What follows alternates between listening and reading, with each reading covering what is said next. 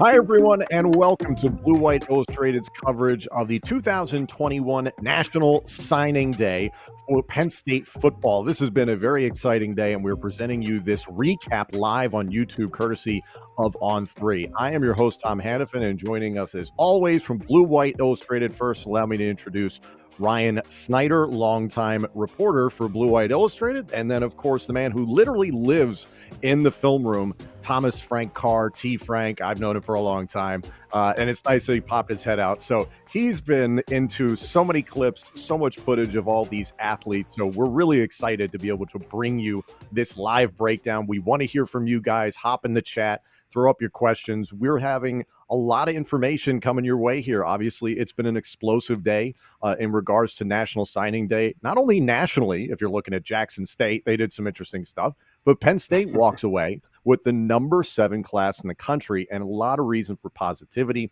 after what was a tumultuous 2021 season for the Penn State Nittany Lions. So, Ryan, I want to start with you. Just your overall takeaway from what Penn State did today. This was quite a haul. Yeah, I mean, you can't complain, man. Number 7 in the country, you're always shooting for top 10. And that's the goal. If Penn State's consistently able to do top 10 classes, that's a good thing for them. So, two elite quarterbacks. I mean, one definitely elite quarterback, and another who I think is being slept on a bit. We know Katron Allen and Nick Singleton have produced so much. Deep group of wide receivers, some defensive backs who, especially KJ Winston, who I think is being slept on a little bit. I mean, there's a lot of talent here. And most importantly, there's some top-end talent who can make a real difference for them moving forward. So a lot to be excited about if you're a Penn State fan. We're going to have Ryan with us for about 45 minutes here on the show, so we're going to get plenty from him as we welcome T. Frank into the broadcast here. Thomas, as we kind of have been building up to this, there's been so much promise for the future of Penn State football. Obviously, in the last month, there have been some major developments. Obviously, the 10-year contract extension for James Franklin, more money for recruiting, more money for assistant coaches. You get a new defensive coordinator in Manny Diaz. You retain Anthony Poindexter. And now, all of a sudden, when things seemed a little bit bleak a number of weeks ago, I believe, for some Penn State fans, you have this slate ahead of you for a class in 2022 that, dare I say, rivals the class of 2018, at least in terms of ability on paper. What's your perspective? Well, 2018, and you have a quarterback. And as Ryan said, guys you're sleeping on in terms of maybe some guys that, because of those high-name players at the top of the class, Drew Aller, Nick Singleton, Denai Dennis Sutton, there are guys lower down on the list that we'll get to tonight that legitimately have talent, that are maybe hidden gems on top of all of those things. So the talent is deep, it's rich. It's not perfect. There are obviously some misses, and Ryan and I will talk about some of that tonight. But when it comes to the players that are in the class, it's hard to beat getting the number 1 quarterback in the country, according to On3. That's a good place to start, and that's where you always want to start with the recruiting class. And for the first time in the James Franklin era, and we'll get to Charles Power, On3 director of scouting and ranking, he thinks that this is the best quarterback that James Franklin has ever recruited to Penn State. So, great place to start, and I think that that's a good sign for the future. So, yeah, 2018, maybe not. They might not be a Micah Parsons in this group, but there's a lot of guys that are in that ballpark, plus you have the quarterback. It creates a lot of questions. And why don't we start with Drew Aller, as you talked about, and I know you've got all the tape at your fingertips. This is just going to be such an interesting quarterback room that Penn State is going to have in 2022 because Sean Clifford's returning, Christian Veilleux is returning, Taquan Roberson is leaving, in comes Drew Aller. And we will talk about Bo Pribula, who I think a lot of people, as Ryan said, sleeping on. Trace McSorley lauded him earlier in the day on social media. But let's get started with Drew Aller. T. Frank, what do you have in terms of tape? So one of the things I do with T. Frank's film room is some of the breakdowns that I don't just give you the highlights. I give you the journey of the prospect, and I give you some of the important points about playing each position along with those talents. So for me, Aller is as much the journey as it is the end product. And as James Franklin talked about it today, he really did it the old school way of garnering that and gaining that number 1 status over time. So this is really what I looked at early on in his career, and this is at the beginning of this season, is his footwork. And you see, to me, footwork is the number 1 thing with a quarterback. So you see how this is. Traditional footwork for a quarterback, your front foot has to be pointed towards your target. Your target is not this lovely lady who's taking pictures on the sideline. It's down the field. So when you have that in your on your film, I get a little bit nervous that we're talking just about tools and arm strength, and especially early on in the progress of this particular play, I'm highlighting here what the play is and what the coverage is to let you know why his foot needs to be where it is at the time that it needs to be there, because number one, here at the bottom of the screen, this guy has he beats his man off the line of scrimmage. That's your touchdown right there. But Aller, as you see, he's not ready to throw that football. This is early on in the progression, but he's doing good things with his eyes. He's doing good things mentally. You see him pulling the safety in on this post route in this cover 2 in the red zone where that's being taken away. And ultimately, he gets into a throwing position, but this is kind of late in the progress of it. It doesn't have to be this hard. So that's kind of where we're starting with on the journey with Drew Aller, and why early on I wasn't quite sure that this was going to be the guy that everyone wanted him to be, especially somebody that could start early on. Now, here we see him doing advanced stuff before the snap, identifying coverages, making the defense show their hand. And then you see in this coverage scheme, he knows where to attack. He's got his line of sight ready to go.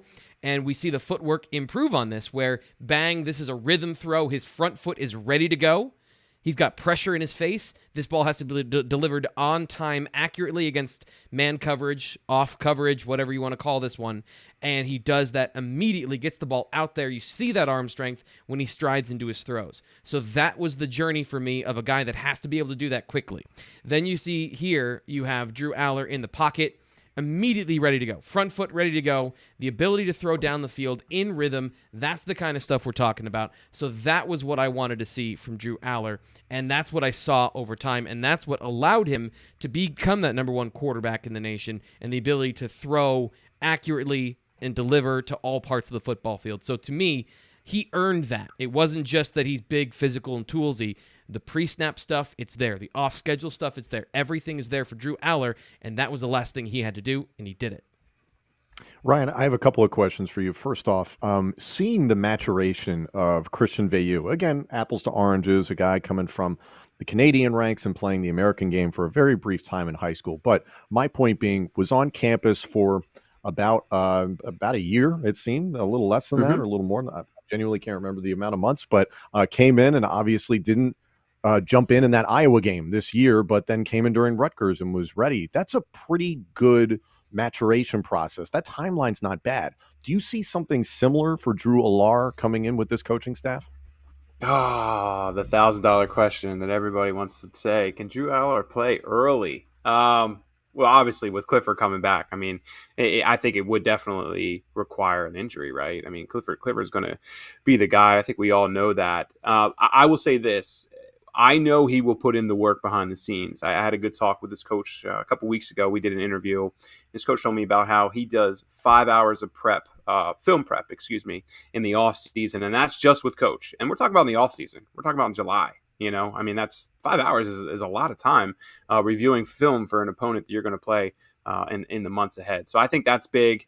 And that's something that Penn State people have talked to me about too. I mean, they know that he's going to put in that kind of work behind the scenes. So that's a very, that's a major positive. I would say physically, there's a lot of things that are there, but it's all about that mental side of it. Now, he will be an early enrollee, just as Beau Pribula will as well. I would like to think that, yeah, he's going to challenge Christian Veilleux within the first handful of months. But, man, quarterbacks are so difficult to read from that high school to that college level. Yep. I said that about Christian Hackenberg. I guess he did actually play as a freshman, but you know what I mean. We've been down this road before, and things change and whatnot. But I mean, everything's there. Everything's there for Beau Pribula too, as far as the intangibles and the football IQ. So it's going to be a hell of an interesting quarterback room, man. I'm excited to see it in the coming months and coming years, no doubt. I said it on my podcast, Pay Dirt with Matt McGloin this week, is that I can't remember the last time in the history of Penn State football when you had this many viable options in the quarterback room at one given time. It's really exciting. I'm glad you mentioned Christian Hackenberg, Ryan. There's a lot of Penn State fans that when they see highly touted quarterback recruit, at least in the last 10, 15 years, the thought goes to what Christian Hackenberg was versus what he wound up being. And I think to a degree, there were some disappointments in that. Now, did Christian Hackenberg set records statistically? Yes, he did. But the on-field win-loss percentage, maybe not exactly what some would hope for. There are plenty who would say, oh, it was Bill O'Brien versus James Franklin's system that really did him in or something like that. But all the other ones he was in worked out too. Just there saying. you go. Yeah. So should fans be immediately drawing comparisons between Hackenberg's hype and Alar's hype?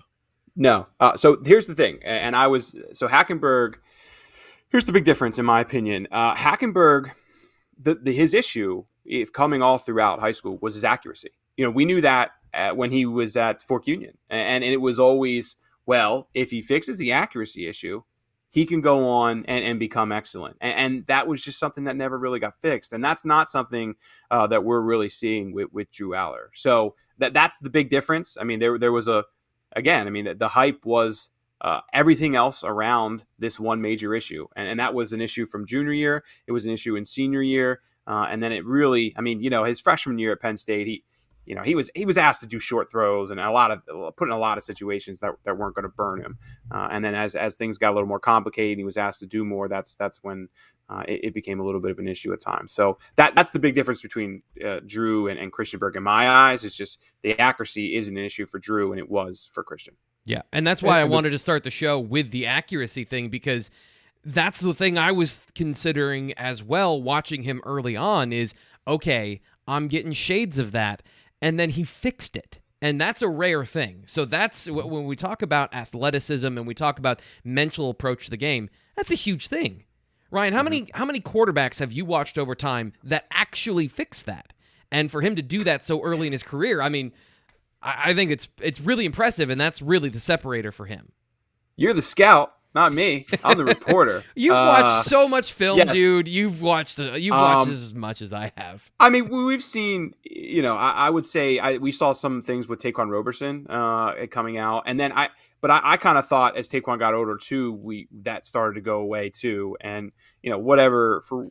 Obviously, hindsight, we know that it didn't really work out here, but that is one guy who comes to mind where we did kind of see that as a junior, and then it looked like it was improving as a senior, and whether obviously, we watch film, but we watch highlight films too. If I could watch all of 10 of Roberson's true high school games and saw all the incompletions and whatnot, it would have maybe been a little bit different. But it's definitely something. It's definitely hard to work on. It takes years working with college coaches and really quarterback trainers, and that's what Drew Aller's done, man. He's put in so much work with his coaching and training off in the off season. So he deserves a ton of credit for that.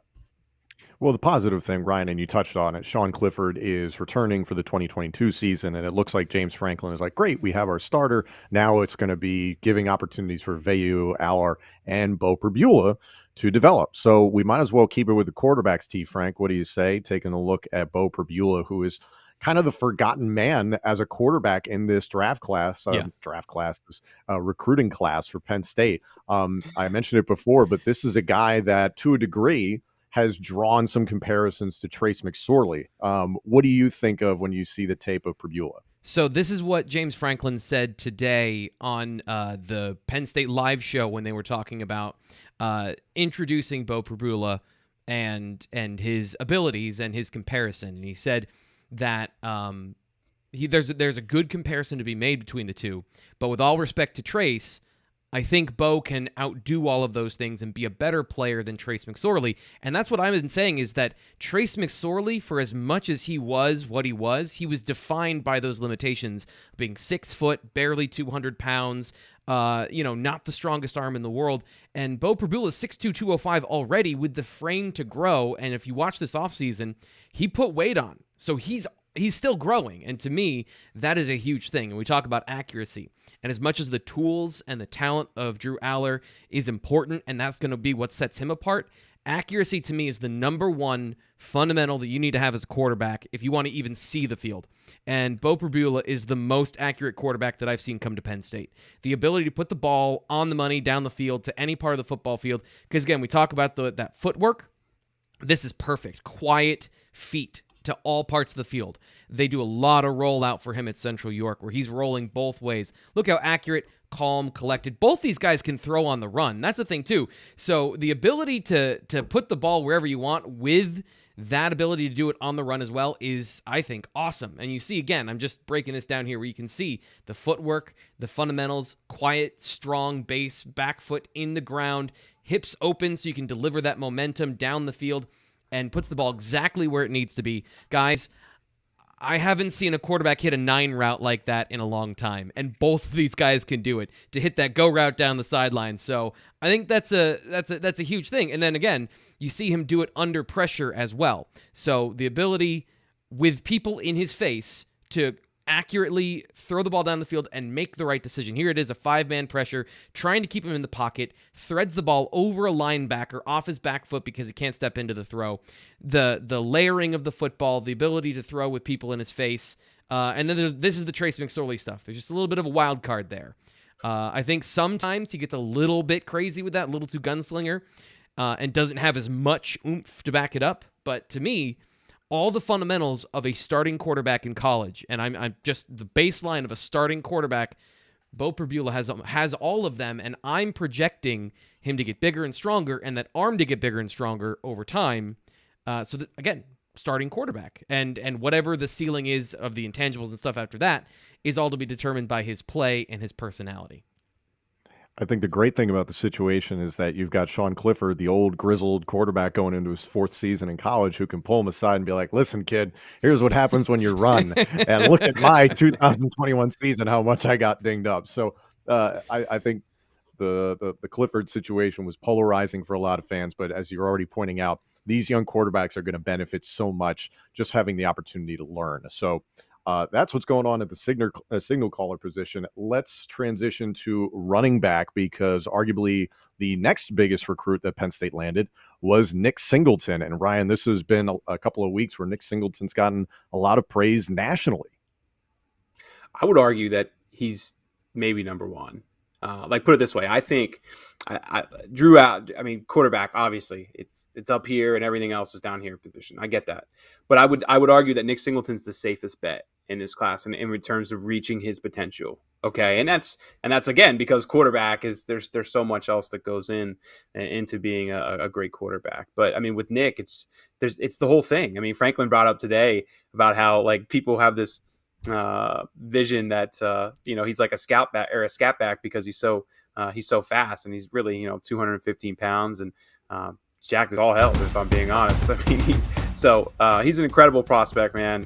One thing I'll say about Nick too is just everything off the field is exactly what you would love to see from Nick, man. Just great kid. I mean, that's a big reason why he won that Gatorade National Year Award or National Player of the Year award, was because of everything he does off the field too. But 6,000 plus yards rushing throughout his career, 115 touchdowns, I want to say. I mean, you don't do that because you're just playing weak competition or anything like that. I mean, you do that because you're a beast. You're on a different level. And oh, by the way, he's playing 5A competition in Pennsylvania too. It's not like he's playing single A. Southern Columbia, for example. I mean, no disrespect to Southern Columbia, but they're always just on a different level than everybody else. He's not else. playing Eisenhower High School. No disrespect to my alma mater, but it's not not a school that is K through 12 in the same building. He's playing real competition. Yeah. I mean, it's just a complete package, man. Go ahead, Tom. It's exciting, and Ryan, watching his tape there, you see the speed, but you also see the physicality. And T. Frank, I'll come to you on this, because I think the one knock, out of many, but still, like the one knock against arguably Penn State's lead running back right now, and even that's a question, Kevon Lee, is running north-south. And now, granted, it's high school competition, but Nick Singleton looks very capable, just on the few highlights you just showed, that he can put a foot in the ground and get north-south. What do you think about his game? I made the joke semi-serious that he's too serious of a young man. He's too north-south because he wants to hurt people in a nice way, but there's not as much of that dancing in the backfield. He is super serious, and I try not to do this, but you can read a little bit of somebody's personality in the way they play football. You can read a little bit of what they're all about, and he's a hammer. And not only that, we talk about, and Penn State fans, there's not really much to say here about the number one player in the nation, so there's not going to be a lot of analysis. Even my joking analysis of maybe he could cut every once in a while. Let's just lit up a cigarette. I don't endorse smoking, but enjoy these highlights. These are from his junior season, by the way. I'm old school like that. So just the speed, the explosiveness. A lot of these are in their triple option offense. It's set up for these things, but if you set somebody up and you throw a meatball over the plate and he hits it a home run every single time, that makes you Barry Bonds. So Barry Bonds, everybody. Nick Singleton. Superstar running back. He's going to be the answer to the problems of the Penn State backfield. Explosive, strong. He's 215. I thought early on, watching some of those tape, considering what Penn State had in the backfield, maybe he could redshirt, get really big and strong, 215, 220. He's already there. So, playing early is not an unrealistic thing. And I'm giving out a lot of superlatives tonight, but to me, he can be the best pure runner that Penn State has had under James Franklin. And you couple that, Ryan, with Katron Allen, also a part of this class. I mean, which of these two guys makes it to the starting lineup first, I guess is the question, whether it be in 2022 or 2023. My pick would definitely have to be Nick, but I'll be honest. I mean, Katron's just one of those guys who there is, despite being at IMG, there is kind of still like a lack of information. I mean, you can watch some of their games on YouTube and whatnot, and but I guess just like his development as far as what he's doing off the field and how he is physically. I mean, like for Nick, I know exactly where he was at, in August. I know where he's at now as far as physical stature and things of that sort. We have all these types of testing numbers and all that we just don't have for Katron, and that's a lot. There's a lot that goes into that as far as when it comes to projections and whatnot. So I would have to lean with Nick, but Allen's a hell of a north-south runner. I mean, there's a lot of similarities between him and Kevon Lee, and I think it'll do him really well to be in the same running back room with Kevon Lee moving forward. But T. Frank, you're more the film guy, man. What do you love about Kevon, or what do you love about Katron Allen? I wanted to kind of limit some of these to make sure we got as many guys as possible. So if you want to go see his full film room, it's on our YouTube channel in the playlist, the Penn State recruiting playlist. But this is the one I picked out that I think is the most indicative of who he is. There is a Marshawn Lynch-esque creativity to the way he runs. Similar size. He doesn't have the speed or the overall overwhelming talent of Marshawn Lynch. But this is the creativity that he has as a runner to do things like this, and then follow that up by running a dude over. He has great vision and the ability to set up blockers and set up players on the block. Watch this. Cut off that block, let the block wash out, and then get extra yards after what would be the point of attack or the point of contact. So that creativity, along with those tree trunk legs, once he gets in the Penn State weight program, that is going to really be accentuated in the ability to break tackles and get extra yards. He doesn't have the home run threat of some of these other guys, but it's not like he's going to struggle to break tackles in a number of ways as a Penn State running back. And I think that creativity is going to serve him well. A running back is only good as his offensive line can be, and that has been the bane of the existence of many Penn State fans for a number of years now, and especially this season. It was very difficult to watch the running game. So, Ryan, there were a number of offensive line prospects that Penn State landed today. What's your overall takeaway from that crop that's coming in 2022? Yeah, good start, not enough. Yeah, is that blunt enough? I mean, I think that's the best way to put it, right? Yeah. Drew Shelton is a guy who has a lot of pressure on him, honestly. Yes. I think Drew Aller has a lot of pressure on him. Nick Singleton will have a lot of pressure on him because of their ratings and everything. Drew Shelton may be probably third on that list, in my opinion, just because it's at such a key position, and he's the guy with the higher rating, and he is the more polished prospect compared to Malik McNeil. I mean, Malik McNeil is absolutely going to need time. Yeah, there's no doubt about it. He is a physical specimen that will need to be molded, and that will be Troutwine's job. Shelton, of course, does too. Every offensive lineman in high school will need to work on their technique, but Shelton is definitely the one that's closer to contributing, and because of that, and it's at such a key position. I mean, don't get me wrong. Do I think Shelton's going to come in this year and play? Probably not, but But the following year after that, and you look at the talent and their depth right now, he's got he might have to. And so that's what makes him incredibly important. And what I will mention just JB Nelson real quick. He has been he has been rocketing up Penn State's board. We didn't get to see JB at Lackawanna. He played 2 games last year. T Frank, remember we were trying to find film. It was terrible. It was, and even the games they played, it wasn't worth it. He comes to camp, he crushes it. I mean, he ran a 4.8 shuttle at what's his height? I mean, what's his size? I mean, he was 350 at that point because he hadn't been in he's shape lost some yet. weight. Yeah. It was 330. But anyway, I mean, he's well into 300s is their point. And running a sub 5 shuttle, which shows change of direction and everything you want to see from a pulling guard. Boom. I mean, the light bulb went off for Troutwine. I mean, boom, offered, and then they pursued him crazy hard.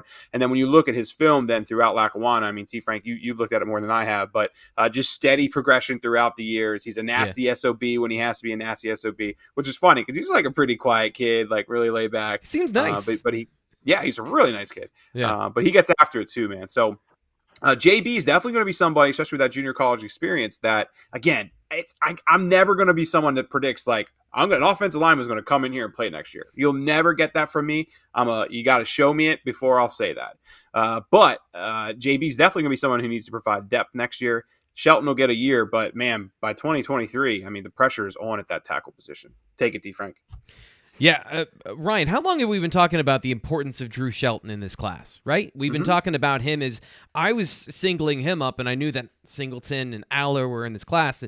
Ryan's absolutely right about the importance of Drew Shelton because how many left tackle prospects has Penn State hit on? How many tackle prospects? Let's just start with offensive tackles that they've brought in. They need this guy, and the interesting thing is he's 275 pounds. He's a shade under 6'5". He is not a prototype for the position, but he is hell of a player, man. You want to get to the film now? Do you want to get to this stuff with him? Okay, because his pad level to me, and this is a little bit another one of those teach tape things, that this is absolutely what you're looking for. This pad level, the ability to drive people off the ball, starts with winning and being the low man. Now, you have to have the mass behind it, but you have to have this right here. Watch that tabletop. Look at his pad level. He's, again, almost 6'5". The guy in front of him definitely isn't, and he wins the leverage battle at the line of scrimmage. And he's nasty. He's mean. And so your power in your body is all derived from your hips. You explode from that area and you bring that center of mass up. Yeah, Tom, I see you in the screen off screen giving me the rundown. Exactly. Everyone who watches football knows all those things. Not everyone can do this. And the guys that Penn State has recruited over time, either they've had the flexibility to get in this position or they don't have the power, or they're very big, they're very tall players, and they can't get this leverage. And this leverage is what wins in the trenches when you have the power behind it. And there's a lot of natural strength for a guy like Drew Shelton. A little bit of technique here, but again, look at this pad level. As a defender, he's underneath everybody. His ability to do this is going to be a game changer as long as he can get up to 300 pounds. He can put the weight on his frame, and he can play that position because he's hyper athletic. This is his a predatory athletic stance where you get low, you explode forward, not up, and then you go get the football or you go block the hell out of somebody. And Drew Shelton, again, Ryan, is he nice? Because he's the meanest dude I've watched on film. Like, he is very walking nice over, putting his parts on people's faces and doing things that I was like, oh, But he's dominating people out there. Yeah, no, I mean, great kid. I don't have any much more to add to that. I mean, a lot of these guys are, man. I mean, there's a handful of guys I really haven't gotten to know, but Penn State always does an awesome job at finding quality individuals who aren't going to make too many mistakes. Somebody probably will. Don't get me wrong. There's going to be like one of them that makes a mistake at some point, right? There's always one. But for the most part, man, these guys get it off the field, no doubt. Ryan, in terms of the offensive line, obviously there's going to be opportunities for some of these guys, maybe sooner than others, to get into the starting lineup and actually contribute early just because the offensive line has been just a game of Tetris, it seems, as this past season has gone on and many seasons before that. That's not necessarily the case at wide receiver, or I'll just refer to it as pass catcher overall. This is a talented group of receivers and a tight end coming in as well. But considering what Penn State already has, this embarrassment of riches at wide receiver and tight end, it might be a minute until these 2022 kids get onto the field. What's your overall takeaway from the receivers and Cross, especially at tight end? I would say this. I don't know if I'd say embarrassment of riches at wide receiver. I think that there's talent, but I think guys need to step up and prove it. Yeah. And that's the big question, right? I mean, Parker Washington, I have no doubts about. But even Keandre Lambert-Smith, yes, he's playing, but he's up and down. Yeah. And got benched in 2 games because he dropped the ball. And if you're the third guy and you're up and down and they're still playing you, well, that tells me that he's not being pushed. And so that's just something to keep in mind, or at least my opinion. But there's a lot of talent there. Don't get me wrong. Like if I'm a fan, I'm looking at star ratings last year and guys that can come in and play.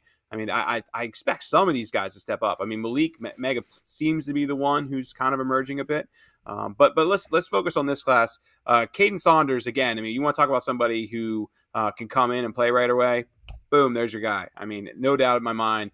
They've had success with this, with KJ, with Jahan, with Parker, and now you got another one, 5'10". I think we have him around we have him 1.6. I think he's a little bit bigger than that now. But, he can make all the plays. I mean, this year he was pretty much – I mean, his film this year, it stinks because he didn't have a quarterback this year, and he had to play a lot of quarterback. And I don't mean it stinks as his film stinks. I mean, it stinks that we didn't get to really get to see him in a pass-catching role throughout the entire year. We're looking at these routes are it now, but these are it. pretty much.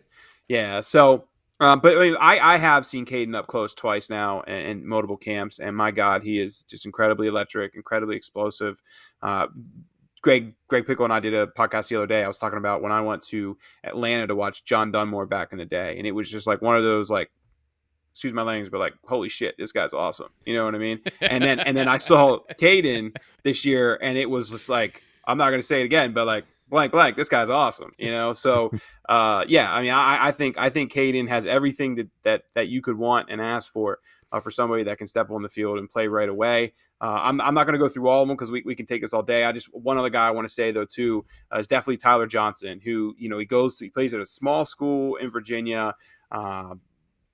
Just doesn't play the greatest competition. I'll say that right off the bat. But man, I talked to Taylor Stubblefield about him today. I mean, he's done every little check mark throughout the process has been excellent for them. And when he came here for camp, from the junior film and then the senior film, it's just steady progression throughout.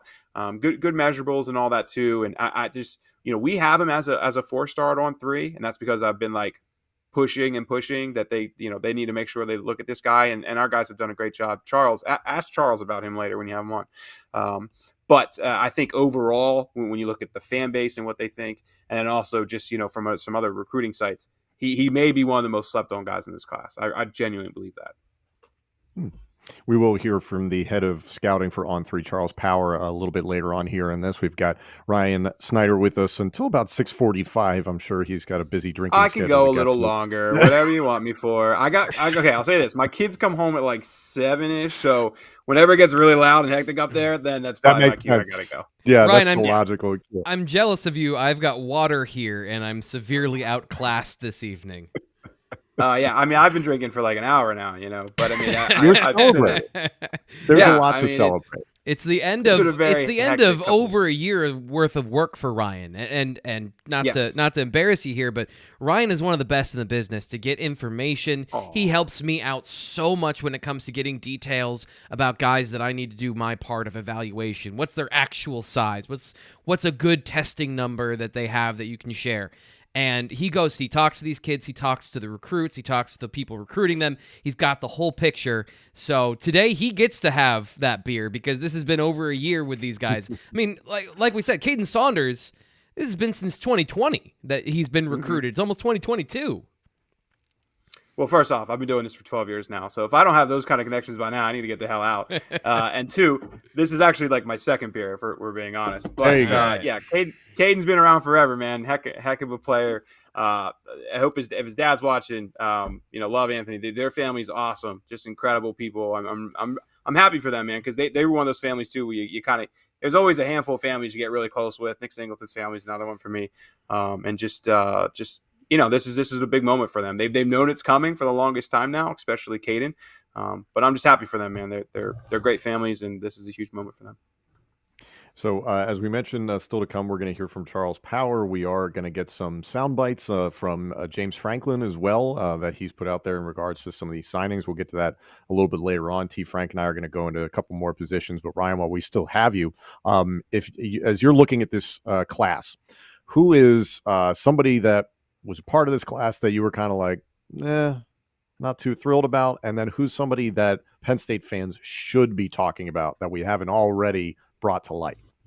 I swear to God, I'm not saying this because he decommitted today, but it was Andre Roy. And I think anybody who's followed me for the longest time actually knows like that. I've said that multiple times on the board. I don't say that publicly. It's just not right. But in those private message boards, we'll talk about it. And it's not, Roy has all the potential in the world. I just don't know if it's here. And if I'm being very honest, I just don't know if it's here. Because, we saw him at camps and he would go well, but he's just not one of those guys who gets it. Like he wants to grind. He wants to take that extra rep at those camps. He's just a very laid back kid. And maybe, that I'm overthinking the two camps I saw. T. Frank, you've watched this film as well. But I would say I'm trying to find somebody in the class.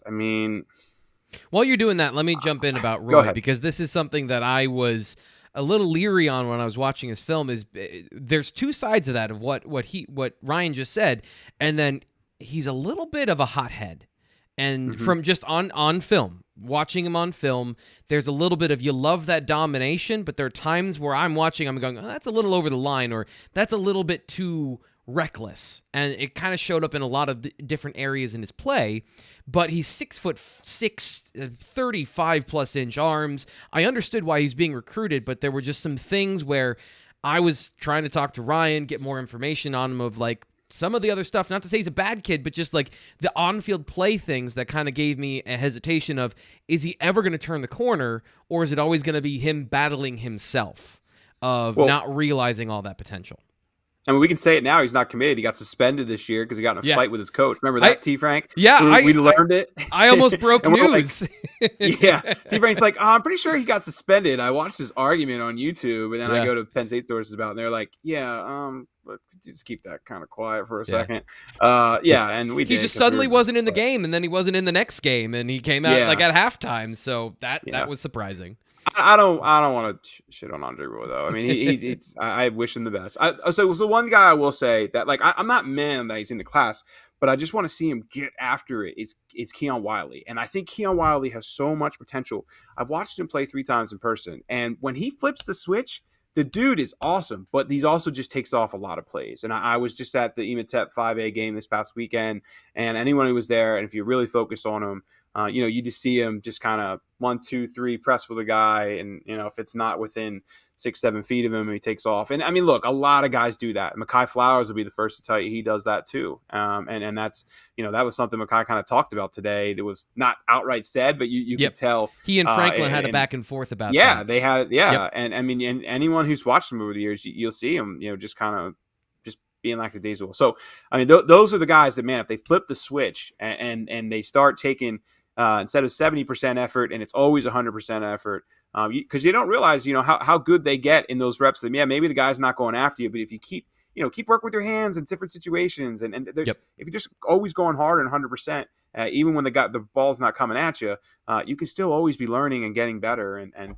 sometimes you can just get in the guy's head too, and you never know, it'll help you for the next play. So those 2 things I'd really say. Go ahead. Not only that, you don't know the play you can make until you try and make it. So there's plays on film of Mekhi where he's beating the corner as the deep free safety. He's beating the corner to the football. And you just want to see that more often, because the more times that happens, the more chances he has on the ball, and the more plays you can make. So those guys, it's almost like they know their talent, but they don't realize the true potential of their talent. And the good news is, from the sounds of it, Mekhi does. He's starting to turn the corner for him. And that's always a positive thing to see. And you saw that his senior year too. Watching his film today, I was very impressed with the turnaround he's made there. For sure. Go ahead, Tom. As you look at since we're on the subject, the rest of the defensive backs, T. Frank, I know you've got all the film at your fingertips there. Is there anybody in particular you would like to put the spotlight on here in this National Signing Day coverage? That's a great question. One of our favorites here is KJ Winston. I know that both Ryan and I are really high on him. I love, speaking of somebody that doesn't take plays off, his anticipation, the size, the speed, everything he does. I want to know the upper limits of his physical skills from a speed standpoint, and James Franklin, we'll get to this in a second, gave me an indication of what they might be. But when you see his vision and his football intelligence, the breaks on the ball, this is Jaquan Brisker-esque.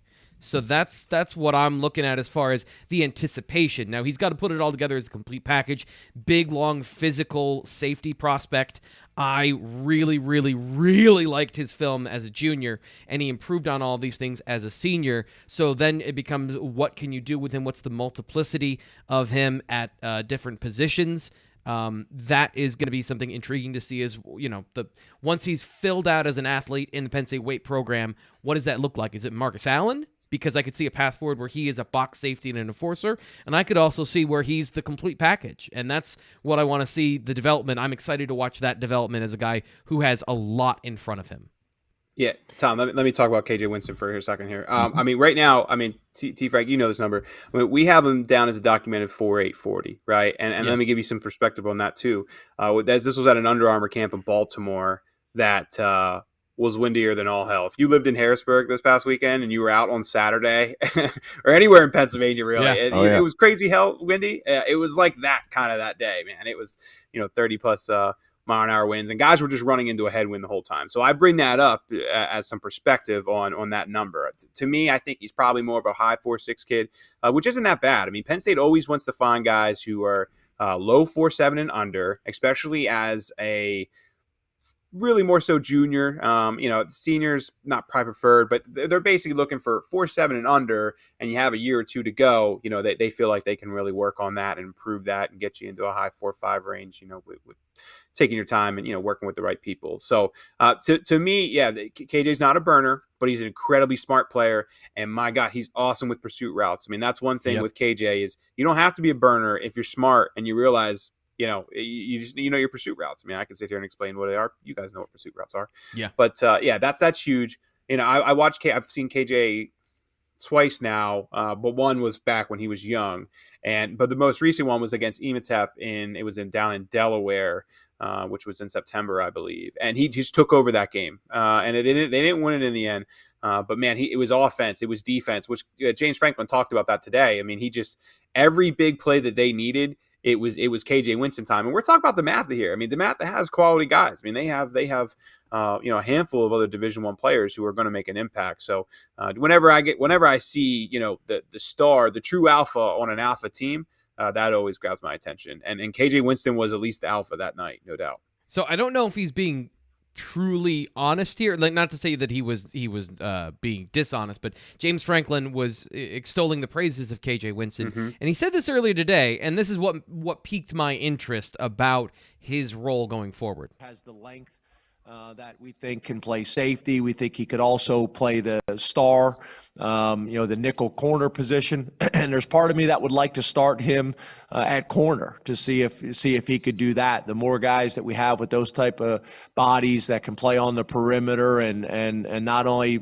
make plays with their athleticism but also their length, I think there's tremendous value in that. So, do you think that, and I'll throw this out there to you, Ryan, that you got guys like Zakee Wheatley on the roster. Now you've got a guy like KJ Winston.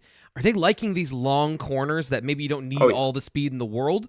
But if he's talking about KJ Winston, who you just gave the number there, that's not a 4.4 athlete even at his best. Is this going to be something we see going forward, or is he just saying, like, that's how much I like him? Yeah, I think he's a safety. But I mean, we'll see. I mean, I've said that about other guys in the past. And again, we don't know his true 40. I mean, I know the situation of that camp. And again, I mean, my hat blew off 3 times that day. I mean, it sucked. It was incredibly windy, and these guys ran into it all day. Denai Dennis Sutton, his times are the exact same. they're definitely off by a tenth or two. But yeah, I think long term he's definitely a safety. Safety is an important position in this class, especially with Enzo Jennings and Tyler Rudolph now off the team. I mean, there is a major void in that sophomore, junior class when you're looking at the scholarship chart. And of course, yeah, he'll be a freshman, and Tyrese Mills is the one that has to fill that. But my point is, they need bodies at safety. And they need competition then too, because you're going to have young guys there regardless. So they may try and go for someone in the portal, but I think there's actually even more important positions just because of how well Jalen Reed and Zakee Wheatley have progressed. Even though they're young, they're very excited about those two. But yeah, it'll be interesting. My pick would be safety. And oh, by the way, good job getting that Franklin clip, man. I mean, that was only like 2 hours ago. Oh, I've got more than that. We're when we get back to receivers, I've got Taylor Stubblefield, and we got more on Denai Dennis Sutton. So I'm putting all of it together here. We got a full show for you today on the BWI Signing Day live show. It's a party. You brought the beverages. I'm bringing the entertainment. I need another one, so come on. Let's get Ryan, I'll throw one more question your way before I know you got to run. One of the feel-good stories of the day, you always love to see generational ties. Donald Driver's son, a former wide receiver for the Green Bay Packers, his son, Christian Driver, is a part of this class. He's listed as a defensive back. However, there was some conversation with James Franklin today where he was saying, quote, the coaches are fighting over Christian Driver and a question of whether or not he'll play defensive back, as we were just touching on that position, or wide receiver. So if you had to make the call, what would it be? Well, so he added then a little bit too that he's going to start at DB. I think that's where Penn State wanted him at safety. They started recruiting him as a safety, and every other school that was recruiting him as a safety. And that's really what made, I don't want to say what made this easy for Penn State, but a lot of the top schools, when you go through his offer list, it's incredibly deep, right? But a lot of those schools, from the Oklahomas and the Texas A&Ms and a bunch of other those top Big 12 or some SEC programs, they stopped pursuing him because he wanted to play wide receiver. And Penn State was one of the few schools, along with Wisconsin, who said, hey, we don't care what you want to play. We want you, we need you, and we're going to push you hard. So long story short, he when he committed to Penn State, he was planning to be a wide receiver. And, of course, that was back in the summertime. And then now, as James Franklin told us today, Christian's had some second thoughts, and he said, you know what, I'm not going to just stick to whatever I want to do. I'm going to stick to what the coaching think is best. And in my opinion, from talking to people, I think more people on Lash think that he's a better safety prospect than a wide receiver prospect. And then when you also add in the fact that they added Omari Evans when they did, it all kind of makes sense now, because Omari Evans, it didn't. I mean, don't get me wrong. Of course, Omari came in the summertime, and he was here a long time ago. But just when you looked at the numbers, it didn't quite make sense. Well, I wouldn't be surprised if around that same time they were learning about Christian Driver being a little more open to safety, which kind of makes it a little easier to add another wide receiver. It's all a big circle. Which one thing I didn't know, one of those kinks in the link, I guess you would say, until today. But my pick would be safety. That was a long answer to say safety. No, we appreciate it, man.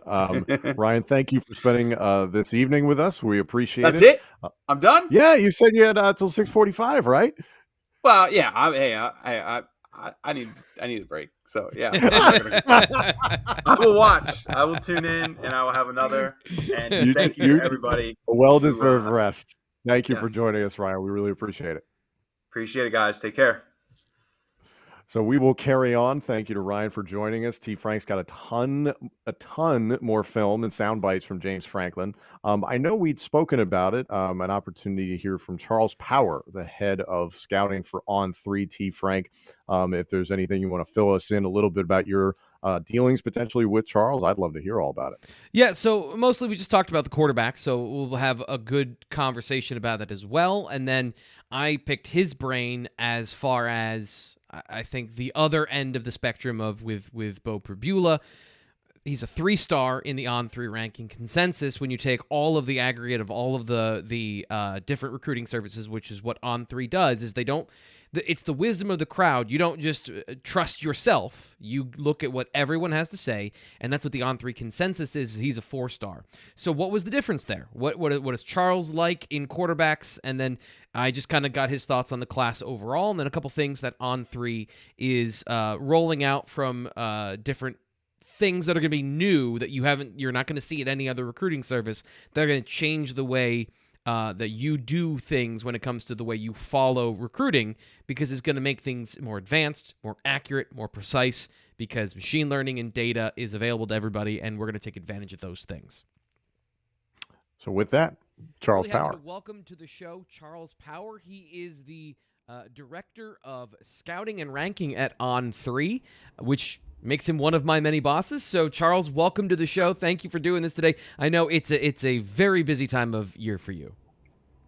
Yeah. I mean, a lot of stuff going on. A lot of action with this early signing period, kind of tracking all the movement with the coaching changes and all of that. I mean, I think this year is about as eventful on that front as we've had in a while. So yeah, a lot going on for sure. The first thing you said derailed me from what I was thinking about, because that is something that has been a big part of the overall college landscape outside of Penn State is the movement of head coaches. How much of an effect has it had on what you've seen in the college football landscape, and who do you think has benefited the most in that sense?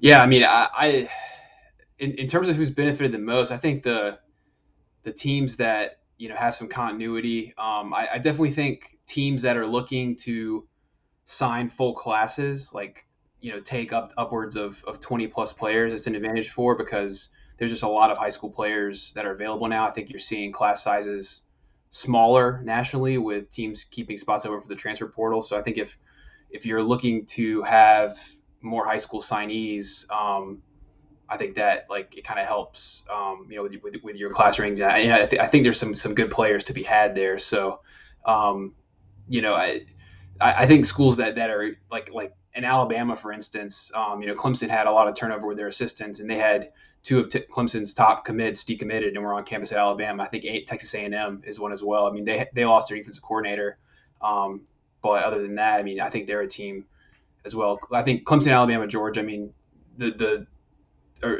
Alabama, Georgia, Texas A&M. I think the three schools that have the highest, that are currently the highest rated classes for On3. I think those are the ones that you're kind of seeing come in on national players who are kind of up in the air. But the new staffs, you're talking about a week or two turnaround from getting hired. So it's really hard to expect a whole lot from new staff. So I think the staffs that can kind of stay in place are definitely seeing a pretty good benefit here. Penn State has weathered a bit of that storm with Brent Prime moving on, and there's always some news. There's always an undercurrent of things going on, and just for the record, we are recording this a day ahead of time to work with Charles' schedule. So if there's any other news or movement that is happening, it has happened after we've talked here. But Penn State, one of those larger classes, one of those teams that has room for a large class. Let's start from a big picture and work our way down to some individual players. What is your overall thought on the Penn State recruiting class in 2022? Yeah, I mean, I think this has to be one of the best classes that James Franklin signed since he's been to Penn State. I mean, I think it's right up there with maybe his 2019 class in terms of the rankings. And I think you can maybe argue in terms of impact players, once you factor in Drew Aller, there's an argument to be made could be James Franklin's best class in terms of on-field impact. And valuing the quarterback position like we kind of all do. So I think it's got to be one of his best for sure. And it's just quality throughout. It has some difference makers at the top with Drew Aller, Nick Singleton. I mean, those are two guys who are at the top of their position nationally. And then you kind of go all the way through. I think Danny Dennis Sutton is extremely good. A guy who I think has probably maybe a little bit of a higher ranking ceiling than maybe perceived, because he missed some time and didn't really get to see a ton from him as a junior, and had a good senior year. So one guy we're looking forward to seeing on the All-Star circuit. And they just I think there's just really good players all the way throughout. I mean, you talk about the two junior college guys I think could make an impact. It's just a very well-rounded class. You're talking about 25 signees, and it's kind of quality throughout, and then difference makers at the top, which I think is kind of what you want when you're, trying to build a roster.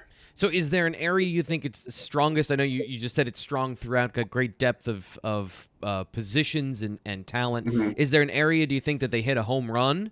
And, the 5-star guys are there, but is there maybe a position group or individual players that you think stand out that way?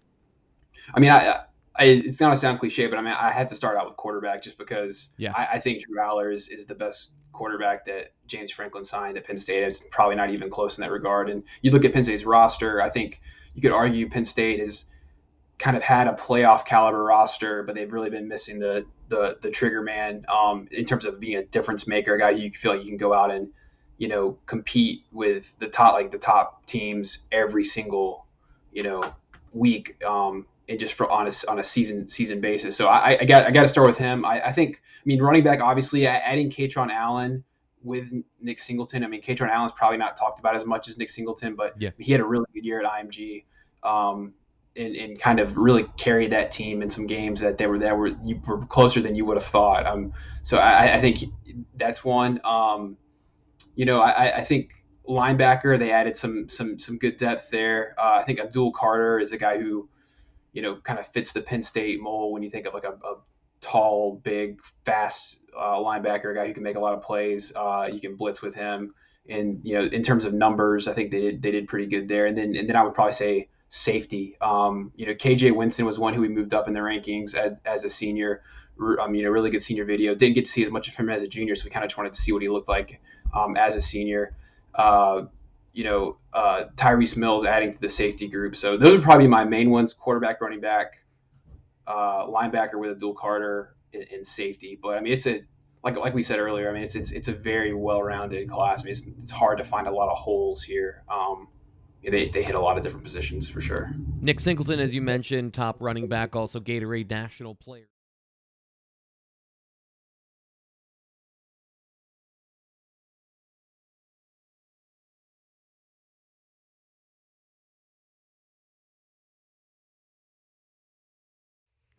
Sorry about that. That was a technical difficulty on multiple levels there with Charles Power.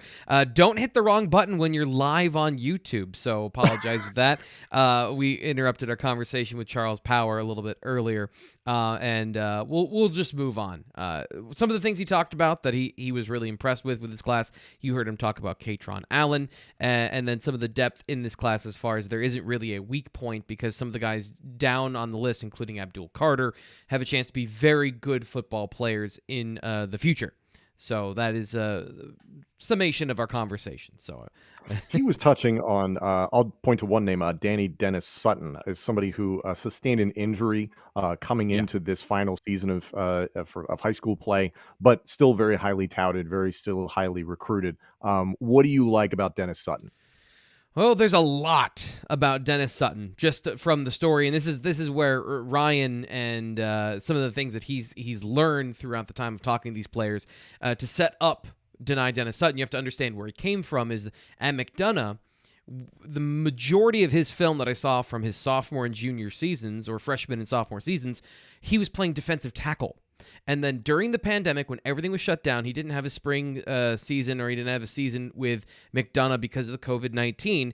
He just got shredded. He lost a bunch of weight, got really into working out, and changed his body over to where now he is one of the best pure edge defenders in the country. He's a classic 6'5", 255-pound defensive end, and a guy that I think not only is he great, but he has advanced level abilities when it comes to his hand usage. So long frame, absolute monster of a football player, and then just watch that. His techniques like that you don't get sometimes with football players in college. The ability to grab, push, pull. He's got a swim move. I mean, he is using the same move on the same poor soul over and over again. But you see, rushing from the interior, he was used this way at McDonough his junior season, where this highlight is coming from. He moved to the edge this last year in a more full-time role. Here's one where he's playing on the edge. Just quickness, violence. In the box, he's really good. There's just one area that is standing between him and being absolutely dominant, unblockable monster defensive end, is that he's a tall player and he plays high. So this is, again, he's gotten better since his junior season, but this is where I think he struggles the most still, is that he has a high center of gravity. He kind of loses that length and that power when he stands up, and he doesn't use his arms and actually sheds blocks well. So that'd be the one area I'd say that he has to work on at the college football level. But he comes in with so many tools that even at that, You have guys that play, that look like him, and that have his skill sets that go on and they succeed even with that little hiccup in their game. So everything about him is college football ready. Not the fastest guy in the world. He's not going to be an Odafe Owe running a 4.39. He's a traditional, classic, strong side defensive end, but you see the power, the violence, the arm length, the hand usage. He's going to be very good. It's just then those little things that are going to stand between him being very good and elite. And I think that with the work that he's done already, he's going to get there. And it's a matter of, you talked about some of the moves that he has. You can abuse that at the high school level because you can get away with it physically. It's adding different wrinkles to your game as you get to major FBS football. So very curious to see what his maturation process is like. What do you think about... It's going to begin quickly, by the way. And just to get this to this for 1 second, James Franklin mentioned the clock is ticking when Nittany gets to school this summer. 6'5", he's 255 pounds. He's physical against the run. He can rush the passer. So he's not like an undersized defensive end that you're going to have to develop over time. He's got the ability to come in and compete from day one, and I think that's going to be his mentality and approach. He's also a very mature young man. You go to that high school, McDonough High School, everybody is raving about him.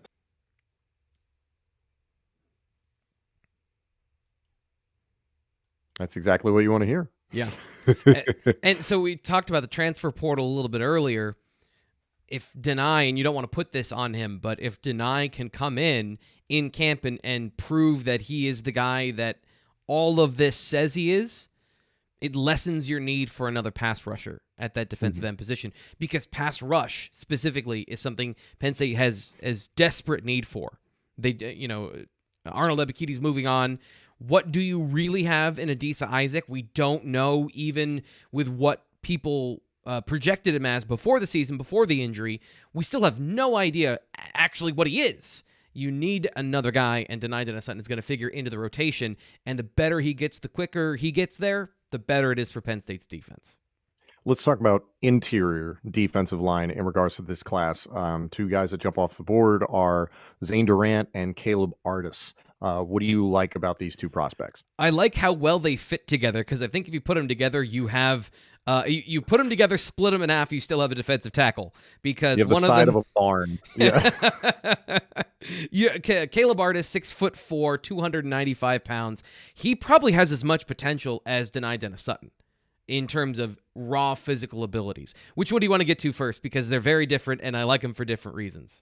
Let's go with Zane Durant for 5,000, Alex. All right, you picked my favorite, because Zane Durant, this is a defensive tackle that's getting a fake punt. This is the athleticism Zane Durant has. I love high school football. But it's legit. He looks like a running back. He moves like a running back. He's got a thick, squatty frame. He's an athlete. And I love these athletes along the defensive line and offensive line that look like jumbo-sized versions of regular athletes. And that's what Zane Durant is. He's a compact package, 6'1", 260 pounds. Maybe he's 270 pounds, but that's going to be the only thing standing him between him and being a dominant interior 3 technique. Is he's got everything else: contact balance, pass rushing skill, run defense ability. I don't want to put him in a lot of double team situations, but he's not in a lot of them because he splits them and he's so quick off the ball. That's something Penn State has really needed, that true difference maker at that defensive tackle position. So then it's just the strength and mass. There's so many guys in this class that it's missing one thing that you can develop, and so many of these guys can hit and hit big. And Zane Durant, to me, is one of those guys that can hit and hit big. And if he isn't a 3 technique, he's absolutely going to be a guy that contributes at a strong side defensive end or somewhere along the defensive line. He's got the flexibility and the athleticism to run and to chase. And I love that. I love defensive linemen that can chase. Mm-hmm. That's exactly what it seems the position has demanded, at least when P.J. Mustipher was in there, and you saw Derek Tangelo really grow into that in the latter half of the season when P.J. Mustipher went down. So there's plenty of space for that. So that's Durant. What about Artis? I know you have film on him. 6'4", 295, 300 pounds. There's a little bit of he's at a small school. I think he's still growing into the mentality of his frame and his size, and he did much better against double teams in 2021, and he had a much better understanding of football than on his film. And this is another guy who in COVID disrupted his football growth. There's no doubt about that. He didn't have a normal junior season. He was injured, I think, to start this year. So there's a lot of projection here. But look at the size he's working with. 6'5", 295. Remember that. I'm going to keep saying that over and over again. Because, again, he can run. This is not a guy who is a big physical run stuffer necessarily. He started out as a 3 technique in my mind, and I thought with those two, you've got 2 different body types getting there differently. This is much more of a power player, but still a guy that moves well, great pad level, athleticism for days. But he's grown, I think, much more into a 1 technique where he's able to sustain double teams, and he's still, like I said, learning football. Football awareness is still growing, but he's a smart kid, because you can see him pick things up. It's just he hasn't been doing it enough because of COVID and injuries and stuff like that, that it's going to take him a little bit of time transition-wise that way. But when he gets it, I'm excited to watch that, because that's a football player that's going to make a difference on the football field. Could be that I said this about PJ Musfer as well, and it almost hit before his injury, his senior season, a guy that can do both. Be that 1 technique that can stop the run and be an absolute force in as a pass rusher. Penn State has not had that complete guy in a long time because they're a rare breed, and when you find one, it's like gold. So he has that potential, but guys always fall within a bandwidth of that. So he's going to be somewhere on that scale, and I think with time and seasoning, he's going to be a very good defensive tackle. And as you talked about, this existing defensive line for Penn State, there's a lot of opportunities. It's not necessarily the same situation when you look at the offensive line where, to a degree, shambles. This defensive line has ability. It's just a matter of who's going to step up and take those opportunities and then get those rotational spots. So there's going to be chances for these guys.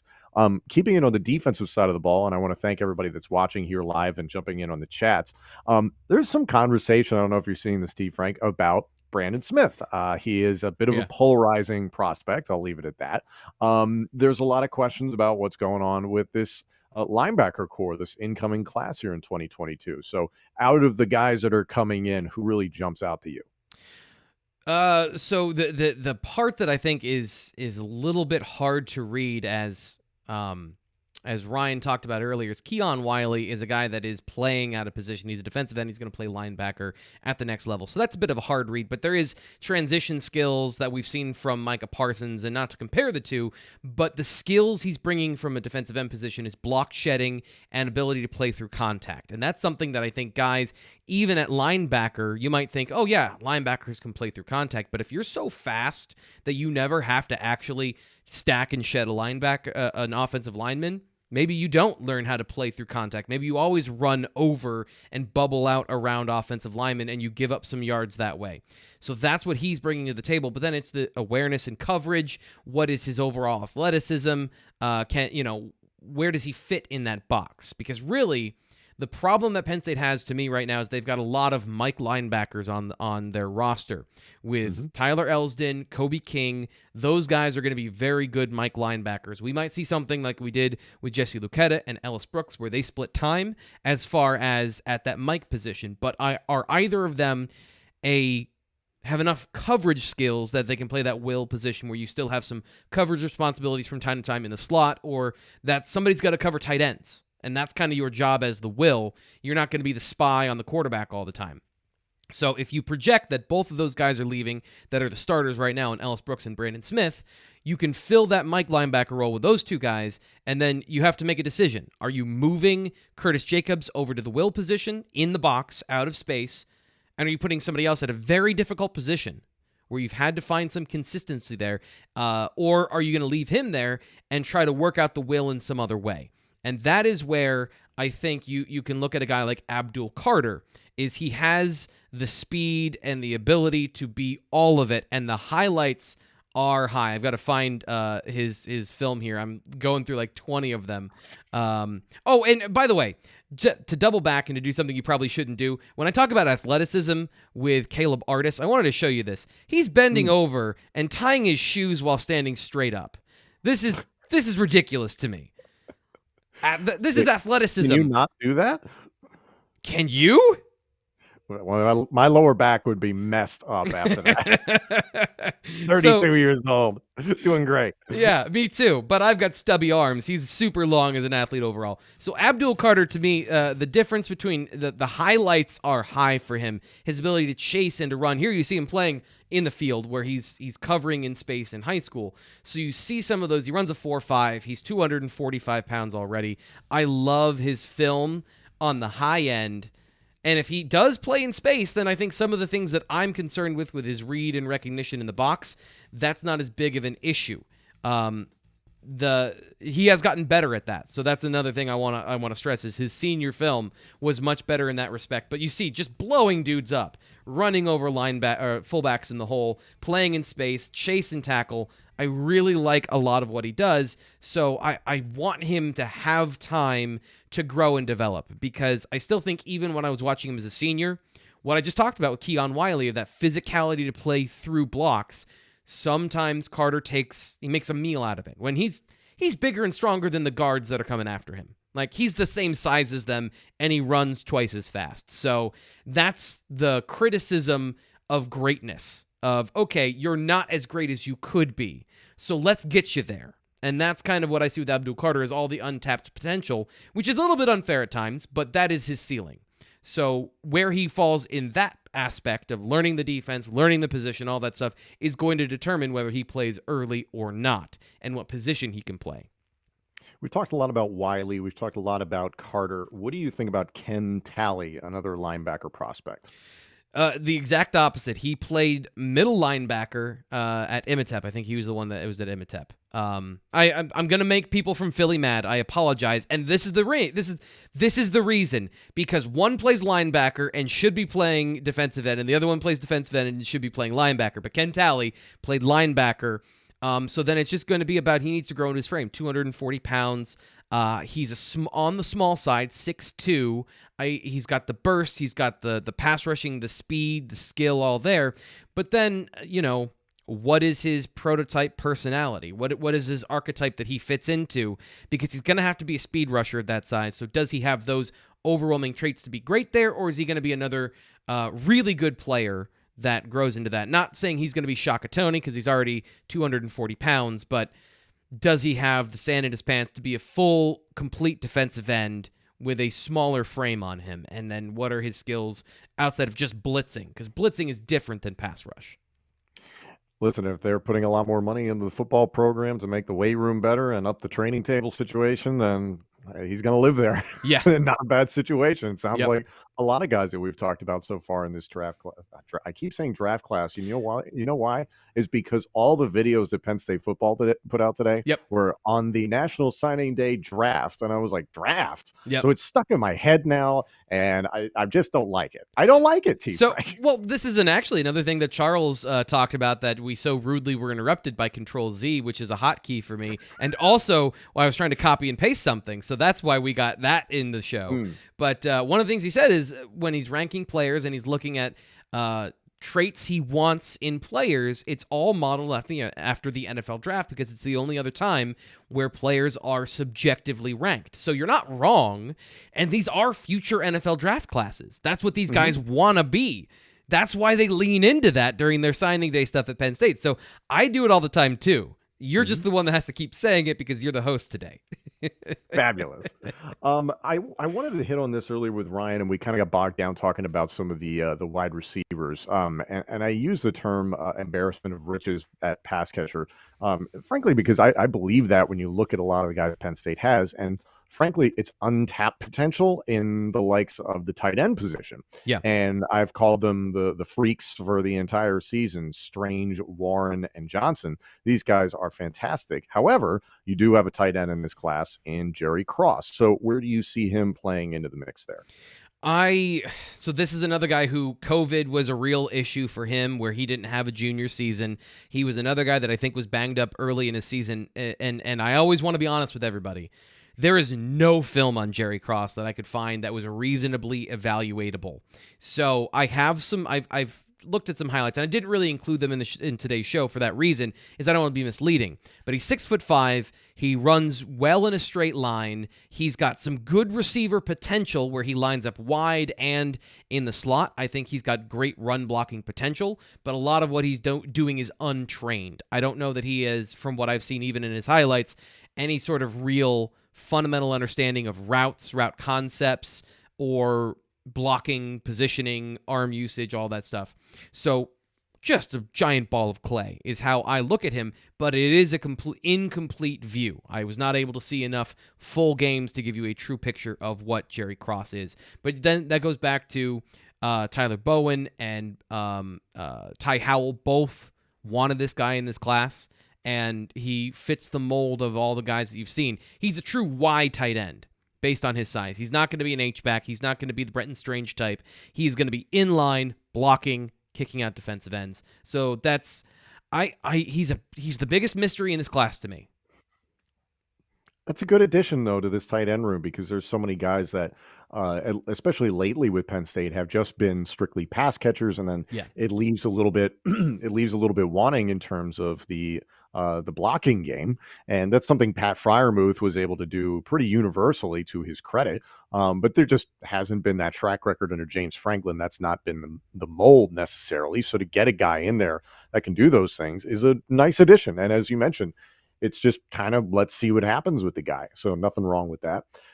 I believe we've hit every position except one. Punter. Alex, I hope I'm saying his last name right, Bachetta. We're going to give the punter some love. Well, you said his name, and that's as far as I've gone with him as well. Also, I think he's a kicker. There's a good chance he's a kicker. He's listed as P on GoPSUSports.com. However, he could be a K or a PK or probably not a KR or something like that. He's probably not a long slap. Probably not a long snapper. 0 for 2 in the last two. I apologize, but truthfully, I've got a good understanding of every single football position.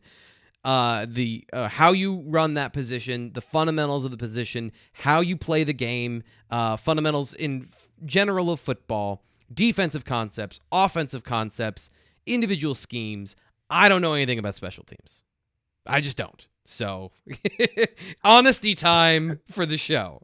That's your New Year's resolution. We'll work on it for next season. And frankly, look around the National Football League and throw a rock, and you will find a Penn State kicker or punter. Like, it is something that we all scratch our heads about while they're playing at Penn State sometimes. And I think we've all seen the issues with Jordan Stout as a kicker, but as a punter, obviously, he's won a number of awards this season, and he's fantastic at that position. So hopefully the coaching staff has recruited somebody else in that line. You know what it is? Great. You know what it is, Tom? I don't golf either.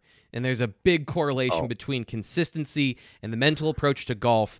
I don't have any knowledge of that. I probably don't have the patience for golf. I am much more of a football person of give me the good idea and then let me go run through somebody. That's kind of more my personality than I am going to methodically approach this the same way, and I got to get my sports science and my sports psychology in so that my foot swings the same way every time. I'm assuming that's sort of the thing.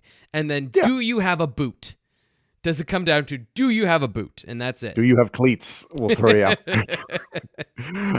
So we've covered just about every position. I do want to wrap up this session, and then thank you all to all of you that have been joining us, because this has been a tumultuous season, not just for Penn State football, but also just for college football as a whole.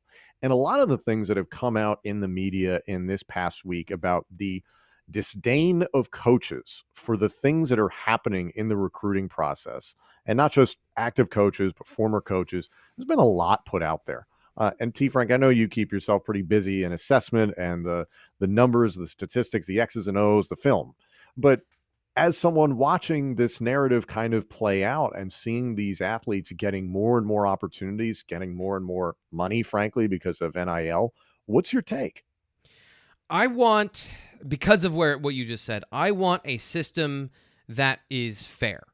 I want a system that is a fair, equitable, even playing field for players, coaches, and universities. And I mean that in the spirit of competition, because this kind of goes to the college football playoff. It kind of goes to the recruiting process in general of there is a certain feeling that when Clemson blows through the ACC and then they don't, and then you have Pitt, we go, well, look at the ACC this year. Look how down they are. Or maybe Pitt's good this year. We expect like, oh, nobody wants to watch Cincinnati in the playoffs. What if Cincinnati's excellent? What if they are truly an excellent football team that finally gets the opportunity to show that they can be a Power 5 program? There is this.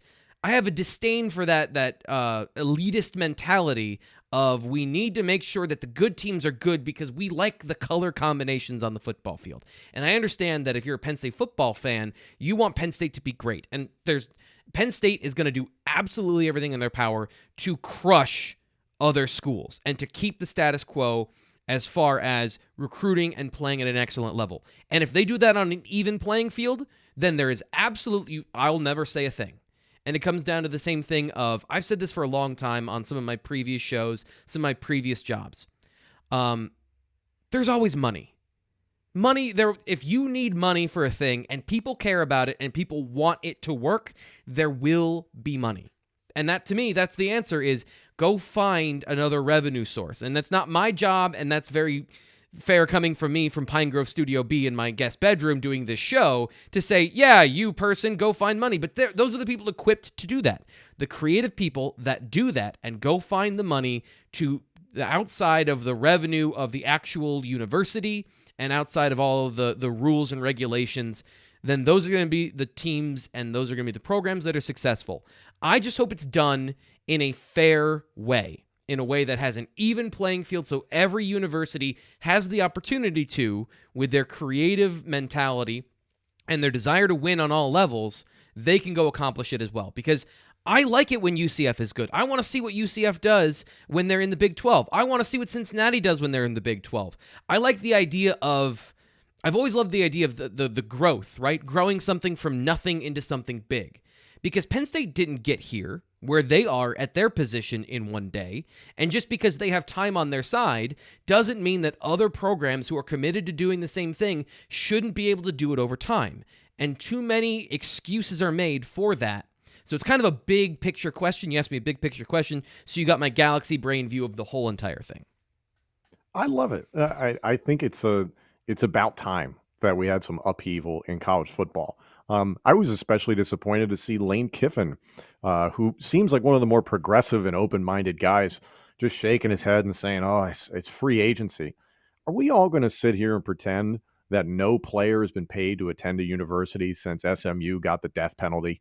Are we really going to do this? Right. And then also, by the way, it's a money, it's about money, right? Gene Chizik said that, reports for the SEC Network, former head coach at Auburn, if I'm not mistaken. Gene said something to the effect of, oh, it's all about money. And it's like, how do you think you went and recruited that kid all the way to Auburn, Alabama, that may have played, let's say, in California? Did you just call him and you just send him a letter or an email or something? You paid for a jet. You flew there. You had all the resources, et cetera, to go do that. And let's not kid ourselves that there may have been things done under the table for years at many of these universities to keep them where they are. I'm with you, T. Frank. This is an opportunity for new blood, new stars, new brands to emerge. And maybe the biggest headline of the day was Travis Hunter flipping from Florida State, granted, not a good football team right now, but a blue blood program, one of the most respected brands in the history of college football, and flipping to Jackson State, which is not a blue blood program. Yeah. Now, Jackson State, obviously, their head coach is Deion Sanders, primetime. Yeah. And obviously, there has never been more focus put on historically black colleges and universities, which is fantastic. However, the game has changed. It was something we saw happening at the professional ranks where athletes were getting far more control over their futures. And now they're getting it at the collegiate level to the tune of millions of dollars. So I say, let's have at it. Let's have all the upheaval. Let's raise some hell. I love it. Yeah. Yeah, we'll see. I mean, there will be problems that come out of it. There will be things that I'm not comfortable with. There are things that you're not comfortable with. But at the end of the day, if it's that's always I know that this is going to come off as kind of an aw shucks yokel thing, but as long as it's fair, as long as we get to a place where it's a fair competition, it's a fair fight. And, it may never be there, but as long as we're striving for that. And if the this is the other thing, and the last thing I'll say is, like, I wish the NCAA had been doing that, of not trying to repress things and repress change, but trying to find an equitable, fair footing. And James Franklin has talked about this before, of we're changing a lot of these rules. Are we sure that everyone's going to be playing by the same rules and the same footing? And I think that's a fair question. You have to navigate that. Somebody has to be monitoring that, and it can't be the Wild West. But it doesn't mean that there isn't a path forward. Just because look at all these problems. Look at all the problems I presented you. You're presenting problems. There's always a solution to problems. And for too long, we've just allowed those problems for us to just throw our hands up in the air and say, well, look at the problems. It's over. Great idea, but problems. It is the Wild West. So yeah. Bring your 6-shooter. I'm excited for it. So thank you all for joining us here on this recap of the first day of the national signing period. So there's probably going to be more news in the next couple of days, and who knows, somebody might transfer tomorrow. There's so much that can happen, T. Frank, and I see plenty of people talking about it in the comments section. So thank you all for joining us. Selfishly, I hope you'll tune into the Pay Dirt podcast myself with Matt McGloin, wherever you get your podcast. He is Thomas Frank Carr. You can check him out on basically every video that Blue White Illustrated does, presented by On3. Thank you so much for joining us, and congratulations to Penn State, the number 7 class for 2002 on National Signing Day.